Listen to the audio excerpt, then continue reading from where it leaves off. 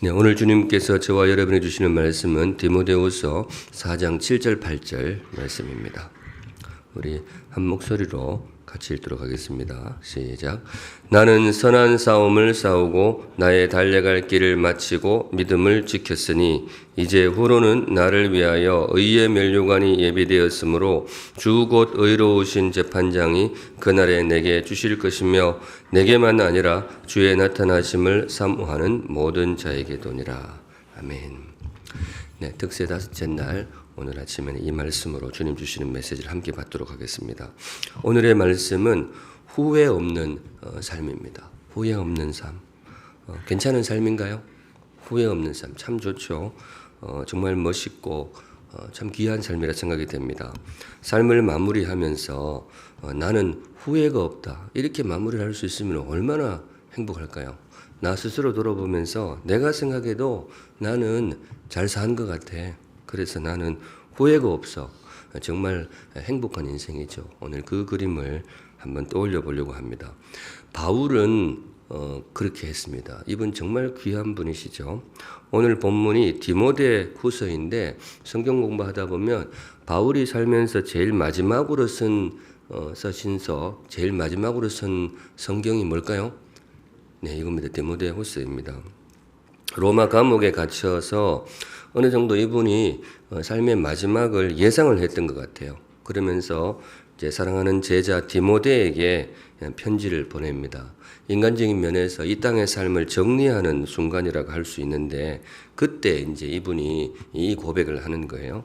나는 선한 싸움을 싸우고 나의 달려갈 길을 마치고 믿음을 지켰으니 이게 무슨 말이겠어요? 내 삶을 돌아보건대 나는 뭐예요? 후회가 없다.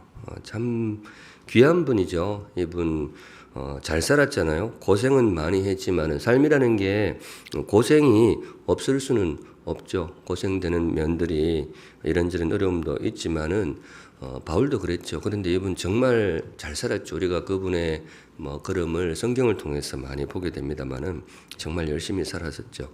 그 열매 혹은 그 상급 중에 하나가 이게 아닌가 생각이 돼요. 자식과 같은 디모데 앞에서 디모데야 나는 내 삶을 돌아볼 때 후회가 없어. 참 행복한 인생이죠. 성도님들 오래 사시고 나중에 삶을 정리할 무렵에 자녀들 쭉 모아놓고 얘들아 아빠가 삶을 쭉 돌아보는데 나는 후회가 없어. 이러면 얼마나 행복하겠어요. 바울이 그렇게 했습니다. 그리고 더 귀한 것은 하나님이 그 바울의 말을 성경에 기록을 해 주셨어요. 하나님이 그 고백을, 그분의 고백을 이 성경 하나님의 말씀에 담아 주셨습니다. 그래서 만대 교회가 이분의 고백을 듣도록 하셨고 오늘 아침 우리도 이분의 고백을 듣는 거죠. 온 세상을 향해서 하나님이 그 자리를 한번 마련해 주신 것 같아요. 바울아 네가 한번 이야기해 보아라. 그때 바울이 삶을 마무리하면서 마이크 잡고 성도님들 나는 삶에 후회가 없습니다. 저는 후회 없는 삶을 살았습니다.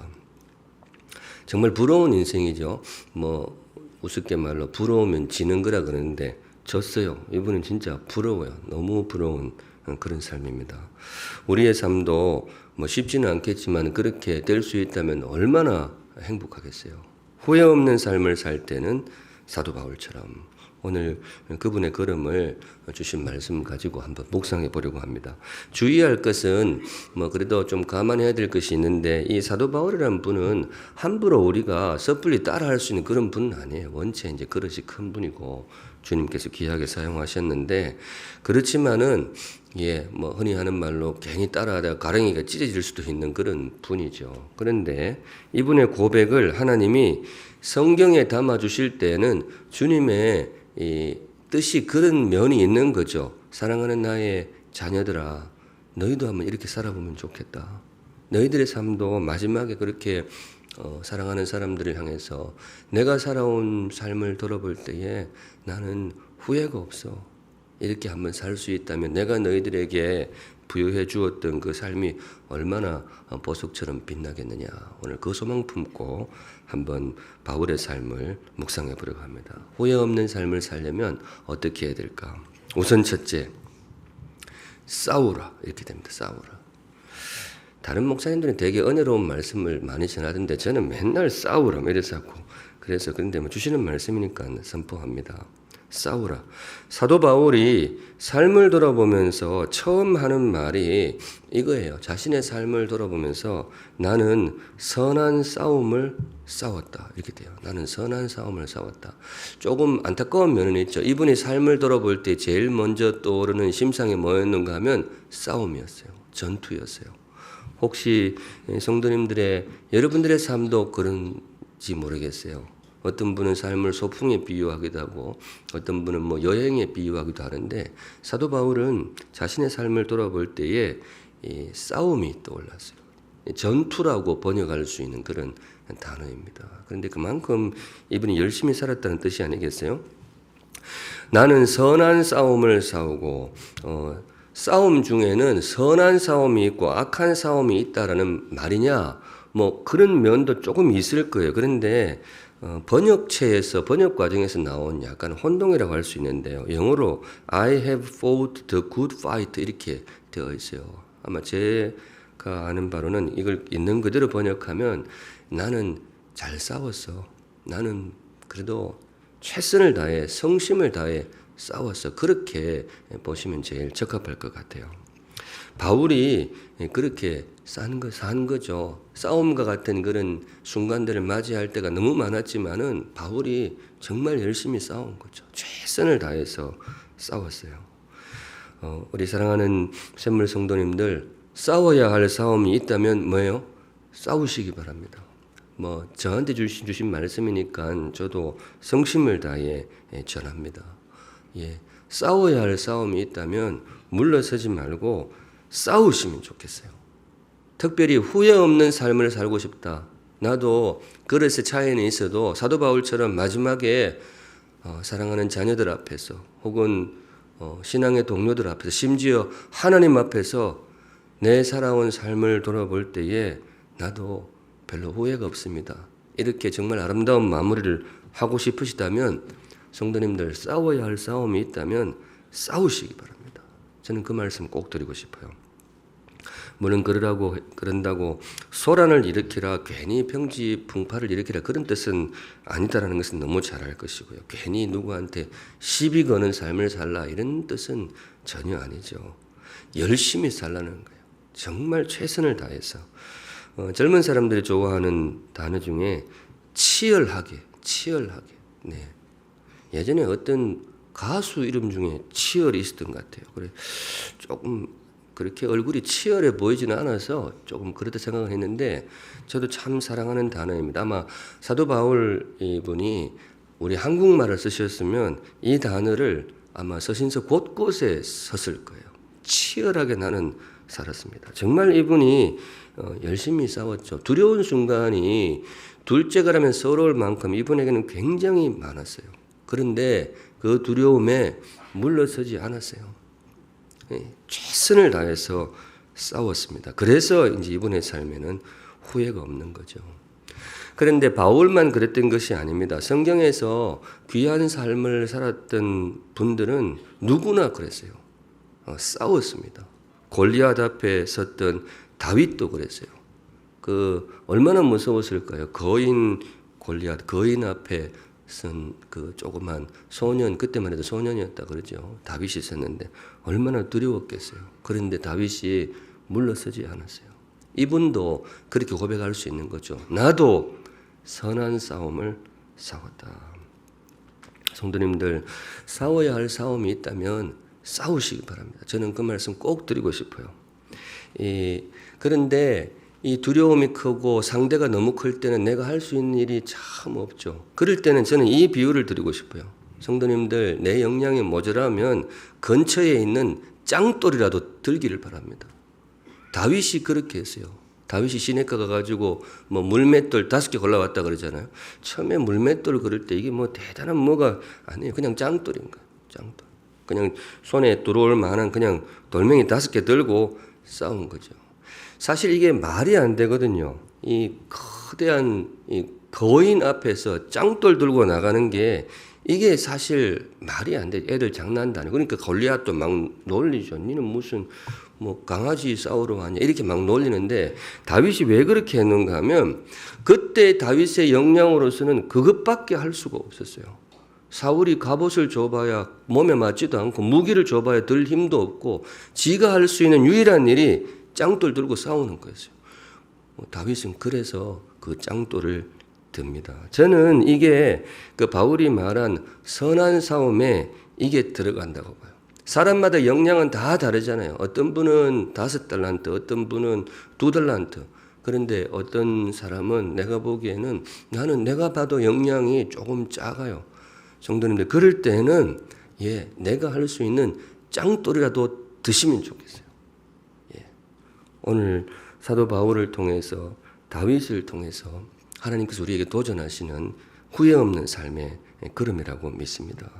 그런데 그렇게 하는 사람이 이 땅에 그렇게 많지는 않은 것 같아요. 최선을 다해서 싸우는 사람이 많지는 않고 상당수 사람들이 이 1달란트 받았던 이 겁쟁이처럼 그냥 지대짐작으로 싸우지 않고 물러서 버리는 경우가 많이 있는 것 같아요.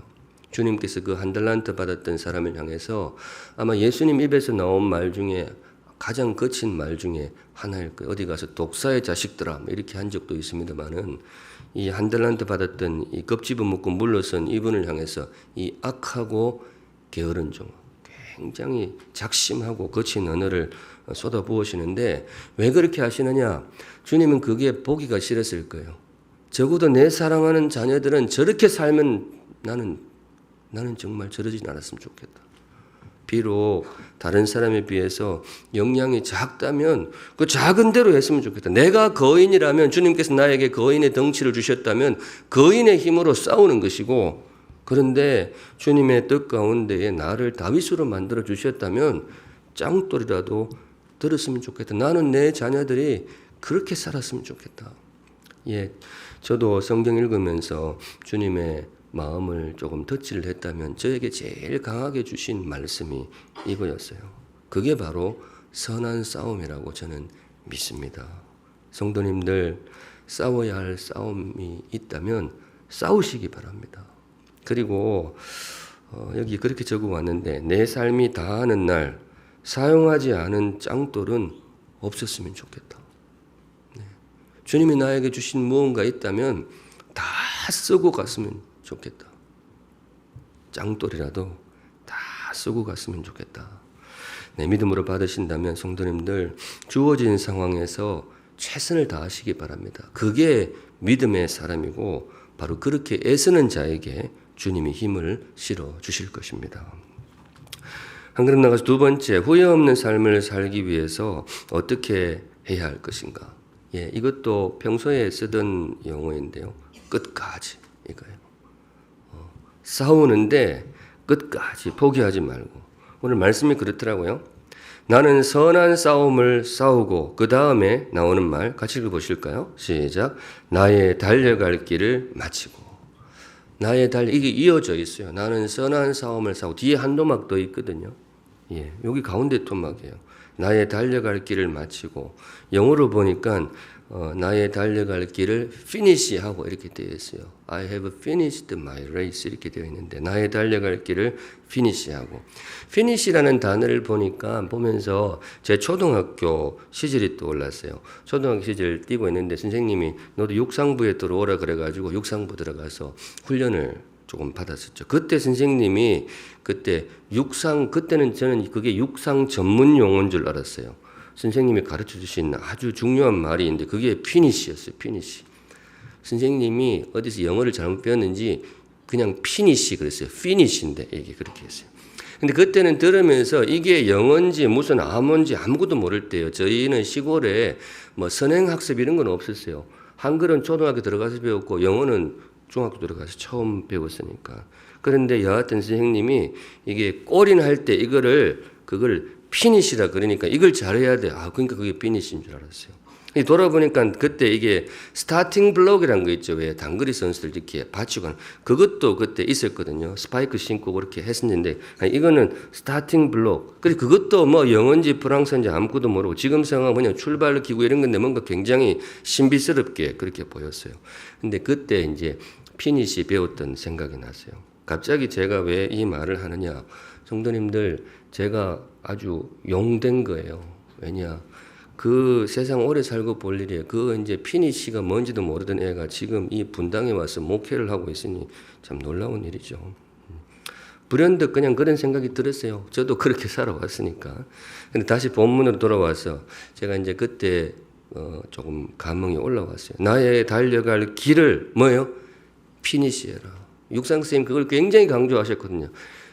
제일 달리기 중요한 게 이게 피니시다. 끝까지 확 지나가야 돼. 이렇게 여기서 멈칫하면 막 쳐지는 거야. 그렇게 굉장히 강조했던 말이 있습니다. 지금 보니까 이 피니시라는 말이 굉장히 아름다운 단어였어요. 우리의 삶을 정말로 아름답게 마무리할 수 있게 하고 정말 후회 없는 삶. 이거 참 그 왜 육상 선수들 마지막에 멈칫해 가지고 두고 후회하는 사실 올림픽 선수들도 꽤 많잖아요. 그거 골인 해야지 우리 옆에 쳐다보다가 멈칫하다가 놓치는 사람도 많은데 오늘 사도 바울은 물론 뭐 사도 바울 당시에도 주변에서 이제 올림픽 하는 고대 올림픽 하는 경우가 있었으니까 그걸 보고 했는지도 모르겠어요. 성도님들 싸워야 할 싸움이 있다면 싸우시고 그것도 끝까지 싸우시기 바랍니다. 포기하지 말고. 두려움을 이기고 용기를 내는 것도 참 어렵지만은 그것을 끝까지 이어가는 것은 정말 어렵거든요. 왜 그러는가 하면 아름다운 삶이라는 것이 쉽지가 않은 거죠. 후회 없는 삶 얼마나 귀해요. 정말 보석처럼 빛나는 그런 삶인데 그런 삶이 그냥 나오는 것은 아니란 말이죠. 그런데 정말로 나도 사도 바울처럼 부족하지만은 후회 없는 삶을 살고 싶다. 얼마나 아름다워요. 마지막에 삶을 정리하면서 사랑하는 자녀들에게 얘들아 아빠가 살아온 삶을 돌아보는데 나는 후회가 없다. 나는 후회가 없어. 얼마나 멋있겠어요. 그런데 그게 쉽지는 않은 거죠. 거기에 꼭 필요한 것이 끝까지, 피니시까지. 사도 바울에게도 포기하고 싶은 순간들은 굉장히 많았거든요. 이분의 삶은 조금 극단적이지만은 우리는 이 정도는 아니지만은 사도 바울에게도 주저앉고 싶은 순간들은 너무 많았다는 의미에서 고린도후서 11장을 보시면 유대인들에게 40에서 하나 감한 매를 5번 맞았으며 그때 당시 사람이 매를 40대 맞으면 그 인격을 완전히 소위 개무시하는 거다. 이건 정말 개 패듯이 패는 거다 해가지고 사람 때릴 때 40대는 안 때렸다 그래요. 39대에서 멈췄다 그래요. 근데 이런 벌이 있는데 그거를 5번이나 경험한 거죠. 3번 태장으로 맞고 이거는 이제 우리 고대 사극에서 나오는 곤장이에요. 얼마나 아파요. 한 대 맞으면 사람이 그렇죠. 그런 걸 많이 당한 거죠. 3번 파선하고 배 타고 가는데 배가 3번이나 난파됐다. 한 번만 겪고도 힘드는데 일주야를 깊은 바다에서 지냈으며 깜깜한 바다 그 난파되어서 그렇게 지냈고 여러 번 여행하면서 강의 위험과 강도의 위험과 여기까지는 괜찮은데 뒤에 뭐의 위험이에요? 동족의 위험, 이방인의 위험과 시내의 위험과 광야의 위험과 바다의 위험과 거짓 형제 중의 위험을 당하고 뒷부분 같이 읽을게요. 시작. 또 수고하며 애쓰고 여러 번 자지 못하고 줄이며 목마르고 여러 번 굶고 춥고 헐벗었노라. 이분의 삶이 조금 극단적이죠. 이렇게 나도 이런 힘든 시기가 있었다는 거죠. 근데 성도는 여기 쭉 볼 때에 제일 힘든 게 뭐였을까요? 이 중에 제일 힘든 게 뭘까? 각자에게 저는 제일 마지막이 힘들어요.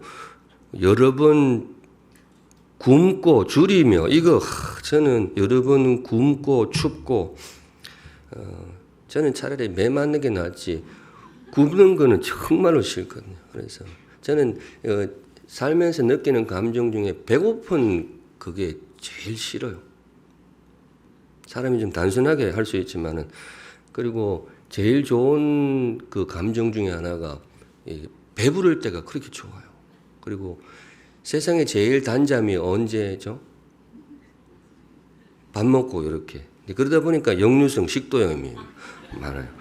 그런데 그래도 이게 근데 사도 바울이 굶었다라는 게 여러 번 굶고 춥고 배고프고 얼마나 힘들었어요. 이게 무슨 말인가 하면 사도 바울에게는 이 포기하고 싶은 순간들이 너무 많았던 거예요. 사실 누가 봐도 포기해도 괜찮을 만큼 힘든 순간들이 이 반복적으로 바울에게 임했던 거예요. 그런데 이분이 뭔가 하면 나는 그래도 나의 달려갈 길을 피니시했다. 이게 참 아름다운 말이에요. 이분이 정말 달려갈 길을 피니시했다. 정말 섣불리 부러워하기 힘들 만큼 귀한 삶인데 하나님께서 이분의 경험을 우리에게 말하는 것은 우리를 향한 기대치가 하나님의 기대치가 굉장히 큰 거죠. 나는 나의 자녀들이 이렇게 한번 살아봤으면 좋겠다. 내가 너희들에게 지구별에서의 삶을 다들 적당한 만큼 주지를 않았느냐. 그렇다면 이렇게 한번 살아보면 좋겠다. 근데 이게 쉽지 않다라는 것을 저도 잘 압니다. 사람이 너무 힘들고 마음이 약해질 때는 뭐 하는가 하면요. 그걸 피니시하기 위해서 애를 쓰는 것이 아니고 마음이 약해지고 힘들 때는 나중에 사람들이 너 왜 포기했어? 그러면 이렇게 이야기해야지. 그걸 생각하고 있어요. 그런 경우 없으셨어요? 제가 이제 경험적으로 말하는 거예요. 정말 힘들고 그럴 때는 그래도 이렇게 뭔가를 해야 돼. 그게 아니고 나중에 사람들이 너 왜 그때 포기했어? 그러면 이렇게 그래 나는 이래서 포기했어. 그 말할 준비를 그때 하고 있어요. 참 지금 저 스스로를 참 그렇게 참 실망했던 기억이 그건 것 같아요. 아니 뭐라도 해야지. 그때 나중에 변명거리를 그때 그걸 연구를 하고 있어요. 나는 이래서 포기했다고. 근데 사도 바울은 그러지 않았거든요. 사도 바울은 포기할 이유를 찾자면 박사학위 논문을 써도 될 만큼 수많은 이유들이 있었겠지만은 그런데 이 사람은 포기 안 했어요. 그리고 변명거리를 정리하지도 않았어요. 끝까지 달린 거죠. 그래서 나온 말이 이 말이에요. 몇 글자 안 되지만 이게 얼마나 보석 같은 말인지 몰라요. 나의 달려갈 길을 마치고 나의 달려갈 길을 피니시하고. 성경에 참 빛나는 구절들이 많지만은 이거 말씀 준비하는데 이게 참 멋있다. 초등학교 때 그 정혜운 선생님 그분 뭐 아신지 모르겠어요. 그분이 가르쳐준 발음도 좋지 않았던 그 피니시. 이게 정말로 귀한 언어였구나. 성도님들 뭐 쉽지는 않지만 우리 한번 그렇게 살아보시면 좋겠어요. 달려갈 길을 끝까지 한번 달려갔으면 좋겠어요. 삶이라는 것이 거대하다고 거대해서 거대한 게 아니고 저는 끝까지 달렸기 때문에 거대하다 그런 생각이 들더라고요. 웅장한 삶이 웅장해서 꼭 웅장한 것이 아니고 힘들고 약간은 왜소할 때도 있지만 그래도 나의 달려갈 길을 피니시하고 끝까지 달린 그 삶이 정말로 웅장한 삶이 아닐까. 말씀 묵상 중에 저에게 주신 말씀입니다. 우리 사랑하는 성도님들 마음에 합하신다면 한번 그렇게 달려보시면 좋겠어요. 저도 그렇게 한번 살고 싶어요. 비슷한 선언이 있죠. 우리 예수님이 하셨던 사도 바울의 말하고 비슷한 선언 혹시 기억나세요? 예수님이 다 이루었다 이 말씀이 있죠. 근데 우리는 이 말은 못하겠죠. 우리가 어떻게 다 이루겠어요. 우리가 어떻게 그분의 자리에 범접할 수 있겠어요. 우리는 주님이 바라시는 것은 우리가 다 이루었다 이거는 아니에요. 우리에게 바라시는 건 뭔가 하면 나의 달려갈 길을 피니시하는 것. 풀어서 읽으면 내가 할 수 있는 일, 내 역량이 감당할 수 있는 일, 주님께서 나에게 할당한 일, 그 하나님 역사의 그 작은 일부를 그 나의 달려갈 길을 너는 그걸 마치면 돼. 그러면 우리의 그 모든 것 다 합해서 주님이 말씀하시는 거죠. 내가 다 이루었다. 혹시 이 말씀이 마음에 아파신다면 성도님들 포기하지 말고 주저앉지 말고 가야 할 걸음, 달려야 할 길, 나의 달려갈 길을 다 마치는 복된 인생 되시기를 주님의 이름으로 축복합니다. 네, 얼마나 귀한 삶이 되겠어요. 마지막으로 후회 없는 삶을 살기 위해 어떻게 해야 될 것인가?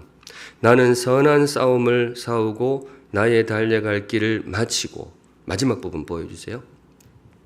보여주시면 나는 선한 싸움을 싸우고 나의 달려갈 길을 마치고, 이게 마지막 토막이거든요. 실제 원어를 보면 딱 세 토막으로 나눠져 있어요. 마지막 부분 같이 읽습니다. 시작. 믿음을 지켰으니. 예. 나는 선한 싸움을 싸웠다. 그리고 I have finished my race. 나는 나의 달려갈 길을 마쳤다. 그리고 나는 나의 믿음을 지켰다. 네, 그렇게 실제로 원문에 그대로 나와 있어요. 믿음으로 이번 특세 주제를 사실은 여기에서 잡았습니다. 믿음의 삶을 살면 좋겠다. 성경에서 믿음이라는 단어가 나올 때는 사실 단일한 의미가 아니고 굉장히 복합적인 많은 의미를 담고 있어요. 믿음은 사실 굉장히 복합적인 단어가 되겠습니다. 그 믿음이 가지고 있는 의미를 크게 두 부분으로, 두 방향으로 구분할 수 있는데요. 첫 번째는 주님을 의지하는 믿음, 이걸 성경이 믿음이라고 표현해요. 내가 주님을 믿습니다. 내가 주님을 믿습니다. 그런데 또 하나의 믿음이 있는데 성도의 신실함입니다. 내가 한번 신실하게 살아보겠습니다. 요걸 둘 다 믿음이라고 이야기를 해요. 여러분, 첫 번째는 사실 앞서 우리 제인우 목사님과 한전환 목사님 이 믿음을 많이 강조해 주셨어요. 주를 의지하는 믿음, 요걸 강조해 주셨고요. 그런데 오늘 제가 강조하고 있는 내용은 요거인데요. 성도의 신실함으로. 근데 오직 믿음으로 살리라. 요 믿음은 어느 쪽인 것 같으세요? 주님을 향한 믿음을 강조하고 있는 것 같으세요? 아니면 성도의 신실함으로 내가 살리라. 요걸 강조하고 있는 것 같으세요? 새벽부터 지금 정신도 없는데 자꾸 물어 싸우면, 그래도 중요하니까 저기 서 있는 거 한번 보시고 그 믿음이 내가 주님 믿고 살겠습니다. 이걸 하는 것 같으세요? 아니면 나는 성도의 신실함으로 최선을 다해 살아보겠습니다. 이걸 이야기한 것 같으세요? 제가 교회 와가지고 처음에 이야기했죠. 목사가 물었을 때 답은 다 뭐예요? 둘 다예요. 둘 다. 네, 그게 사실 한동준의 양면이라고 할 수 있겠죠. 성도의 신실함을 지키는, 사실 저기에 오직 믿음으로 살리라 여기에 있어서는 원래 저기에 이제 하박국서나 이렇게 나올 때는 후자였어요. 성도의 신실함으로 살겠습니다. 그건데 성도의 신실함을 지키는 기초가 뭐냐? 주님이 나와 함께 하심을 믿습니다. 그 믿음이 있기 때문에 어렵지만 그렇게 살아가는 거죠. 사도 바울이 그렇게 살았습니다. 이분 정말 극단적인 삶을 살았는데 그 극단적인 상황 속에서도 최선을 다해 싸웠어요. 그리고 중도에 절대로 포기하지 않고 끝까지 달렸어요. 그런데 그렇게 할 수 있었던 이분의 담력이 도대체 어디서 나왔느냐? 내가 이렇게 살아갈 때에 하나님이 반드시 나와 함께 하신다. 그 믿음으로 산 거예요.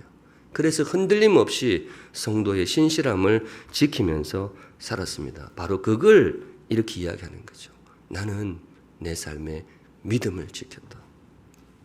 참 귀한 삶이에요. 나는 선한 싸움을 싸우고 내 최선을 다해 싸웠어.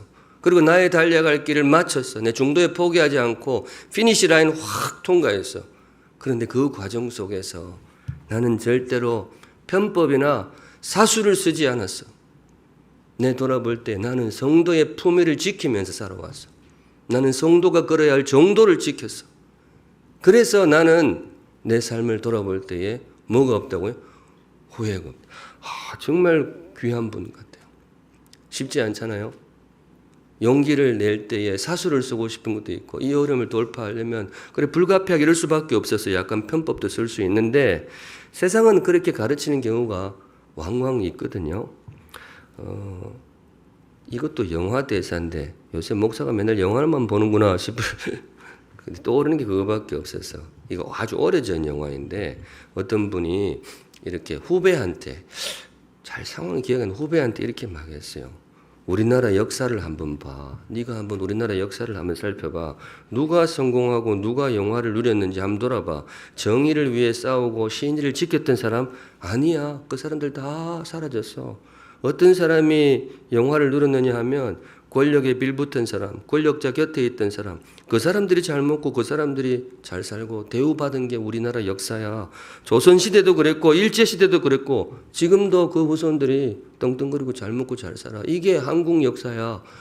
이런 대사가 있었어요. 그 영화를 보는데 기분이 좀 안 좋더라고요. 아니 우리나라 역사가 그러느냐.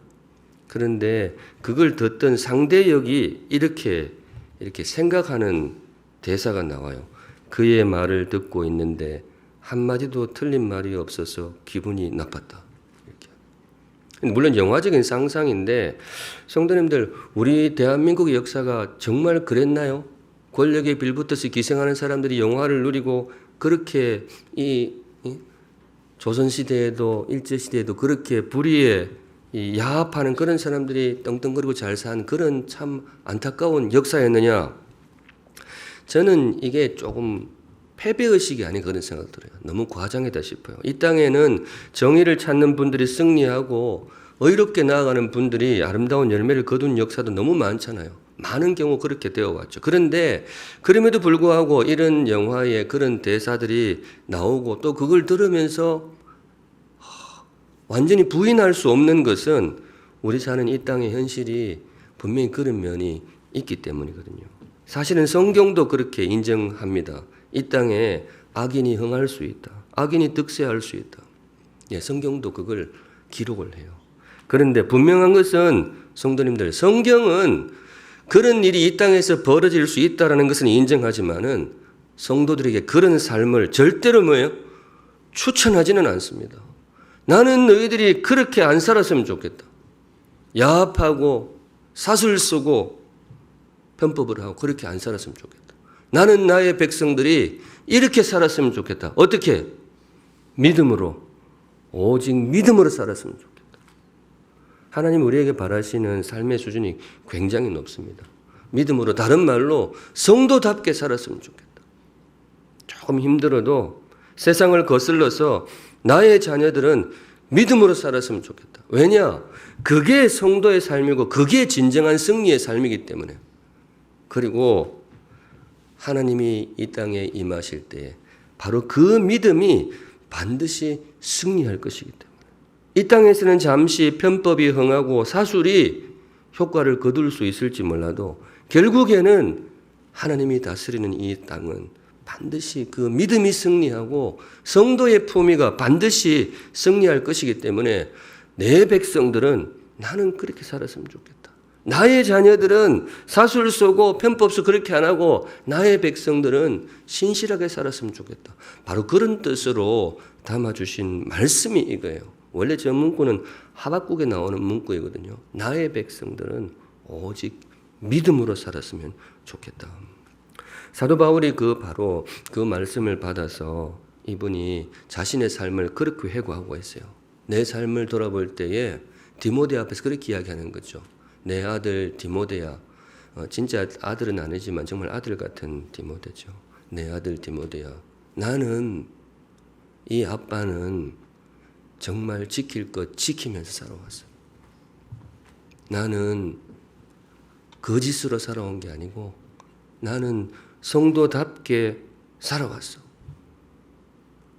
나는 거짓이나 편법이나 사술이나 타협하지 아니하고 나는 지금까지 성도의 품위를 지키면서 내 정말 최선을 다해서 신실하게 살아왔어. 그 부모로서 자식에게 그 말하고 삶을 마무리할 수 있으면 이거 뭐 올림픽 금메달이 문제겠어요. 얼마나 이게 빛나는 삶이겠어요. 근데 사도 바울이 그렇게 하고 있죠. 참 귀한 삶이에요. 물론 쉽지는 않죠. 성도의 품위를 지킨다는 것이 효율이 떨어질 때도 있고 세상을 그렇게만 살 수 없어요. 목사님 세상을 그렇게 우리 목사님이 너무 보시랍게 커가지고 세상을 잘 모르는 것 같은데 그래 살면 그럴 수도 있죠. 사실은 성도님들 목회의 길에도 그런 게 있어요.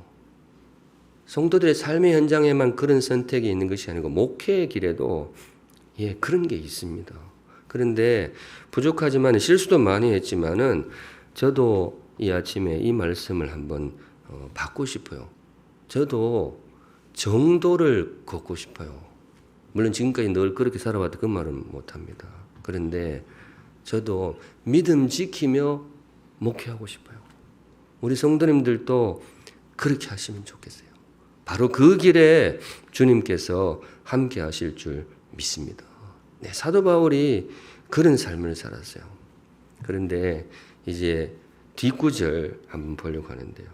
그렇게 최선을 다해 싸우고 또 포기하지 않고 끝까지 피니시하고 그러면서도 그 과정 속에서 성도의 믿음을 지키는 사람이 얼마나 영광스러운지 디모데후서 4장 8절이 보여줍니다. 이제후로는 나를 위하여 의의 면류관이 예비되었으므로 주 곧 의로우신 재판장이 그날에 내게 주실 것이며 내게만 아니라 주의 나타나심을 사모하는 모든 자에게도니라. 네. 의의 면류관. 그때 당시 고대 그 올림픽이 있었으니까 그때 그 면류관을 생각했을 수도 있고 아니면 황제의 면류관을 생각했을 수도 있어요. 그런데 사도 바울 참 이 구절이 참 부러워요. 이분이 삶을 마무리하면서 자기가 봐도 그래요. 아, 나는 정말 잘 산 것 같아. 이건 교만이 아니고 사도 바울이 정직하게 자신의 삶을 돌아본 거죠. 아, 그래. 내가 잘 산 것 같아. 그래, 이 정도면 하나님도 나에게 정말 잘했다 칭찬하실 것 같아. 그렇게 삶을 마무리할 즈음에 스스로에게 그렇게 말할 수 있다면 얼마나 행복하겠어요. 이렇게 말한다고 또 너무 일찍 가시고 그러지 마세요. 다들 오래 사세요. 오래 사시고. 예, 저는 우리 성도님들 다 최소 90은 다 넘기시고 아침에 이 말을 하게 되네요. 네, 열심히 달리시는데 먼 훗날 사랑하는 자녀들 또 교회의 후배들 또 혹시 목사가 찾아가서 신방을 하게 될 때에 목사님 제 삶을 돌아보는데 제가 후회가 없어요. 하나님도 저를 칭찬하실 것 같아요. 목소리 톤 들어보면 알거든요. 이 사람이 교만해서 하는 말인지 진짜로 하는 말인지 알잖아요. 우리 성도님들 다 그렇게 되시면 좋겠어요. 정말 쉬운 일은 아닌데 이제후로는 나를 위하여 의의 면류관이 예비되었으므로 얼마나 행복하겠어요. 주 곧 의로우신 재판장이 그날에 내게 주실 것이며 내게만 아니라 주의 나타나심을 사모하는 모든 자에게도니라. 네, 오늘 여기까지 보겠습니다. 오늘의 말씀 후회 없는 삶. 제가 이 문구를 참 좋아합니다. 제가 이제 설교 준비하면서 이게 혹시 똑같은 제목으로 설교한 적이 있나 일부러 이렇게 한번 파일에 두드려 보거든요. 똑같은 제목으로 설교한 적이 있을까요, 없을까요? 여러 번 있더라고요. 여러 번. 예전에 목회할 때도 그렇고 제가 이 문구를 되게 좋아해요. 그래서요. 살면서 후회가 많아서 그럴 수도 있고 또 이런 삶을 살고 싶다는 다짐 때문에 그럴 수도 있는데 성도님들 쉽지는 않지만 우리 이 길을 한번 달려가시면 좋겠어요. 싸워야 할 싸움이 있다면 싸우시기 바랍니다. 저도 그렇게 하고 싶어요. 그리고 포기하지 말고 끝까지 피니시 하시기 바랍니다. 근데 그 과정 속에서 우리 성도의 그 정도를 지키시면 좋겠어요. 그렇게 할 때에 우리의 삶도 부족하지만은 사도 바울의 삶처럼 영원토록 반짝반짝 빛나는 아름다운 삶이라고 믿습니다. 이 모든 말씀 합하여 우리도 이 땅 한 번뿐인 인생 후회 없는 삶이 되시기를 우리 주님의 이름으로 축복합니다. 아멘. 우리 함께 찬양하겠습니다. 교육자들한테 찬양을 골라달라고 했더니 또 너무 비장한 찬양을 골랐어요. 주님 다시 오실 때까지. 우리 다짐하시면서 찬양하겠습니다.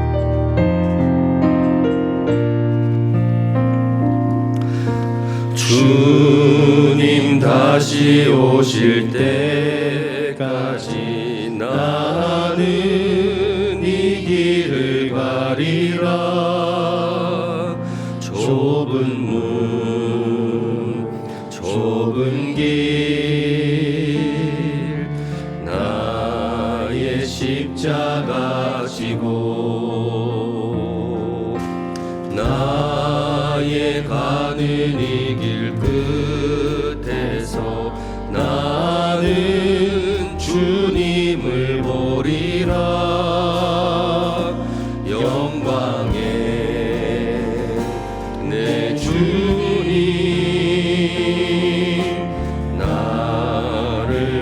맞아주시리. 주님 다시 오실 때까지 나는 일어나 달려가리라. 주의 영광 온 땅 덮을 때 나는 일어나 노래하리. 내 사모하는 주님 온 세상 구주시라. 내 사모하는 주님 영광의 왕이시라. 주님 다시 오실 때까지 나는 이 길을 가리라. 좁은 문 좁은 길 나의 십자가 지고 나의 가는 이 길 끝에서 나는 주님을 보리라. 영광의 내 주님 나를 맞아주시리.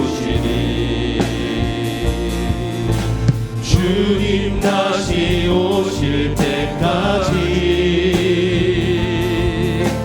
나는 일어나 달려가리라. 주의 영광 온 땅 덮을 때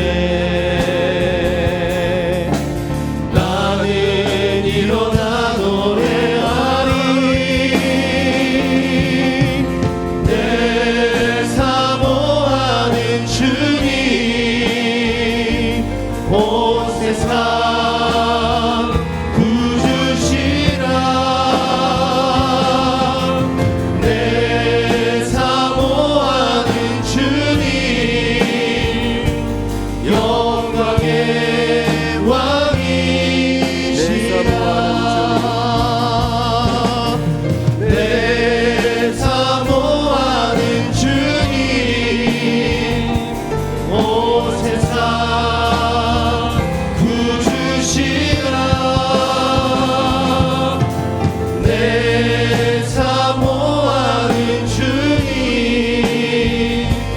영광의 왕이시라.